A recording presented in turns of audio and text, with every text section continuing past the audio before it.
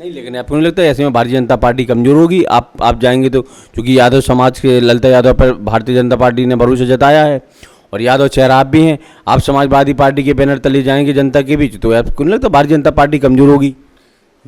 देखिए, ये निश्चित ही कोई भी नेता हो या कोई भी पदाधिकारी हो, जब अपना अपना काम करता है।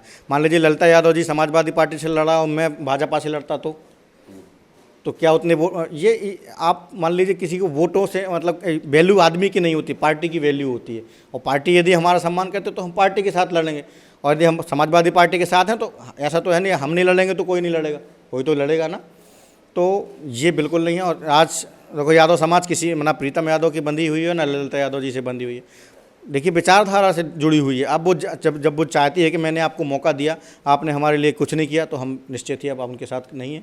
और जो हमारे हम भी तो यादव समाज से हैं, क्या मैं यादव समाज से नहीं हूँ?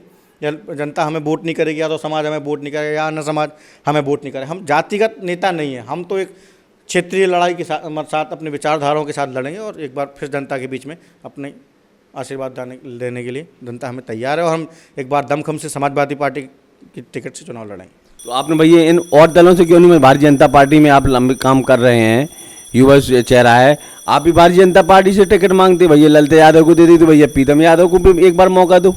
देखिए, ये अपनी अपनी विचारधारा, मान लीजिए मेरी विचारधारा भारतीय जनता पार्टी और कांग्रेस से नहीं मिलती है, मेरी विचारधारा समाजवादी पार्टी से मिलती जुलती है, तो मैं समाजवादी पार्टी से ही टिकट मांगने का काम कर रहा हूँ। और मुझे भरोसा है, मुझे विश्वास है, अखिलेश जी युवाओं के हित में हमेशा काम करते रहें, तो वो निश्चित ही हमें टिकट देने का काम करेंगे। आपको नहीं लगता कि अभी आपकी उम्र के हिसाब से बहुत जल्दबाजी है आपके विधायक बनने की? देखिए, उम्र तय नहीं करती है कि आप क्या हैं। आपकी विचारधारा, आपकी सोच, आपका काम करने का तरीका, आपका नज़रिया, ये तय करता है कि आप किस हिसाब से आप काम करेंगे। ऐसा नहीं है कि मैं इकलौता व्यक्ति हूँ जो युवा हूँ और विधायक के लिए दावेदारी कर रहा हूँ या लड़ाई लड़ रहा हूँ। ये ऐसे कई लोग हैं, हमसे पहले भी कई लोग इसमें रह चुके हैं और उनने भी दावेदारी की और लड़ाई लड़ी और निश्चित ही वो जीत के आगे आए। बूथ स्तर पर भैया भाजपा तो बूथ स्तर पर काम कर रही है, कांग्रेस पार्टी भी बूथ स्तर पर काम कर रही है, समाजवादी पार्टी भी बूथ स्तर पर काम कर रही है, क्या किया है उसने? समाजवादी हम लोग तो नीचे से जुड़े, हम लोग स्वयं बूथ पे बैठे हुए हैं। आज हमारे ऐसे कई लोग हैं, हम लोग यहीं पले बड़े हैं इसी क्षेत्र में। हम लोग कोई बाहरी प्रत्याशी तो है नहीं कि बाहर से आके यहाँ लड़ रहे हैं।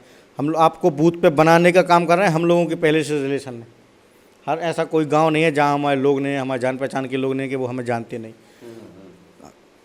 तो वो अब मान लो जब हम लोग क्षेत्रीय स्तर पर लड़ेंगे तो ऐसा तो है नहीं कि लोग हमें वोट नहीं करेंगे। आपको पार्टी को तो ढूंढने पड़ते हैं, उनके नंबर खोजने पड़ते हैं, उनका नाम पूछना पड़ता है, उनके बारे में पता करना पड़ता है। हम लोग तो उनके 3 पीढ़ी तक के जानते हैं कि इनके बब्बा कौन थे, ये कौन है और ये क्या है। तो ये ऐसा नहीं है। और हम लोग जब लोगों के बीच में जाएंगे तो निश्चित ही वो हमें आशीर्वाद देंगे काम करेंगे। अगली सवाल और पूछ लें कि बड़े चेहरों को जो भारतीय जनता पार्टी ने टिकट नहीं दिया, वो चेहरे भी समाजवादी पार्टी के नेताओं के संपर्क में हैं, कुछ कांग्रेसी नेता भी समाजवादी पार्टी के संपर्क में हैं। तो समाजवादी पार्टी क्या बाहरी नेताओं को मौका देगी या पार्टी से जुड़े हुए कार्यकर्ताओं पर दाव लगाएगी? देखिए, ये पार्टी का स्वयं का निर्णय है और पार्टी जिस व्यक्ति पर भी भरोसा जताएगी उसे टिकट दे सकती है। लेकिन मेरी भी अखिलेश जी से बात हुई, मैं भी लखनऊ गया हुआ था और खजुराहो में भी मुलाकात हुई, तो उन्होंने निश्चित ही मुझे आश्वासन दिया कि मैं एक युवा को ही टिकट देने का काम करूंगा और उन्होंने मुझे आशीर्वाद दिया और मैं आज आपके सामने